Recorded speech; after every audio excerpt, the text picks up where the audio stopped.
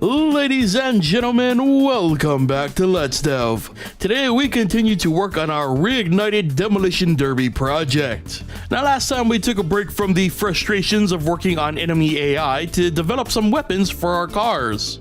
We added the standard automatic fire gun and some missiles as well as some crazier stuff like missiles that fire missiles, that fire missiles, that fire missiles that tanked the frame rate because there were just too many damn missiles.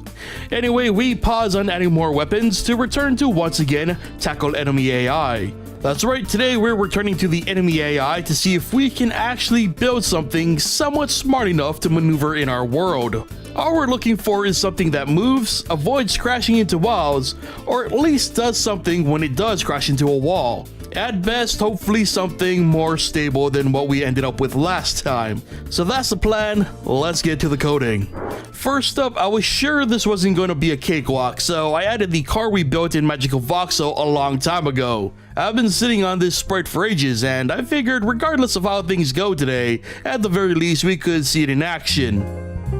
Okay, playtime is over, it's time to get to work. I decided to basically start over with our enemy AI. I followed the same setup though, using the distance checks and states to determine behavior. I started with the default state of simply driving around. Every second or so, the enemy would choose a destination, and the code would simply move the enemy to that point. Tests showed that so far we were on the right path, so to give our cars more realistic turning behavior, I re-added the image angle code.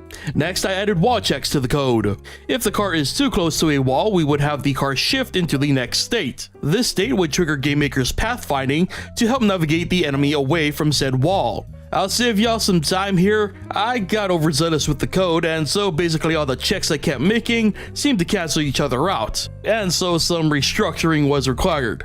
I changed the wall check from state specific to a continuous thing. I imagine this isn't optimal, but it seems necessary. I then did the same with the position and angle checks. Really, anything that would simplify the process. So now we had state 0 check for walls, and if they're too close to a wall, the state changes to 1. Else the car drives around as normal. In state 1, if the car is far enough from any walls, it resets to state 0. If not, it uses GameMaker's pathfinding algorithm to try and move away from the wall. And surprisingly, this ended up working out really well. That is, until we came to one particularly long wall in our world. So I added a turn variable to help wiggle the enemy out of these types of walls. The idea being that by slowly turning the stuck car, eventually it should be enough to maneuver out of being stuck. The results were pretty neutral. While it didn't help the enemy become unstuck, it helped add variety to how the enemy approached wall collisions. So I decided a stuck state was definitely needed and added the stuck timer back from last time.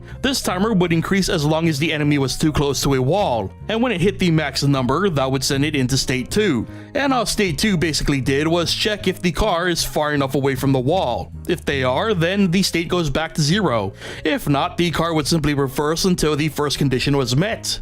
This kind of ended up working. It wasn't perfect, but it was a start. I realized, however, that my general collision code caused the enemy to glitch out sometimes, sending it outside the play area. So I had to remove it and hope that the code I'd written would make up for the lack of consistent collision checks. I then spent a lot of time tweaking and trying different things to improve the stuck state, but fixing one thing meant another issue would pop up, and really none of it ended up working better than what I had prior.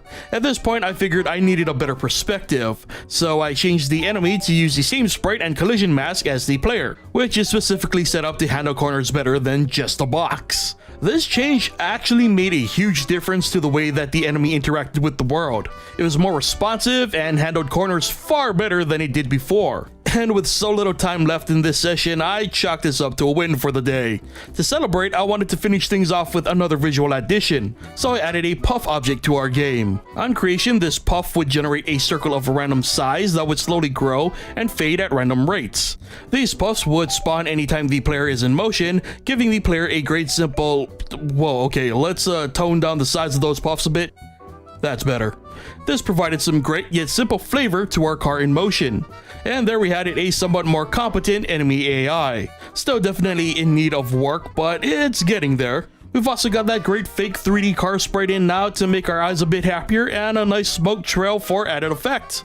Not bad considering I was expecting a lot worse. And sadly, we've come to the end of today's episode of Let's Dev. So remember that if you like this video or enjoy Let's Dev in general, be sure to hit that like button. If you aren't already subscribed, be sure to hit that subscribe button and be sure to turn on notifications so you never miss a new episode. And as always, be sure to leave your thoughts on our progress in the comment section below. Thank you so much for watching, and I'll see you guys next time.